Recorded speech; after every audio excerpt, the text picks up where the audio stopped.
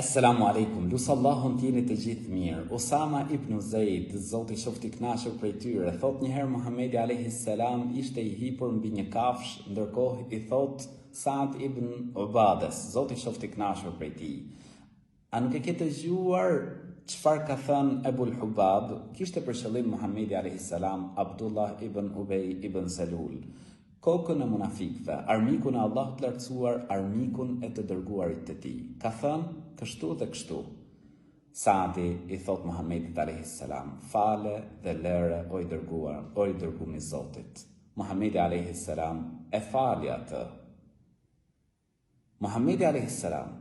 bashkë me shokët e tij falnin dhe toleronin. Allahu i lartësuar zbriti ajetin kuranor, fa'fu wasfahu, falini dhe lërini ata.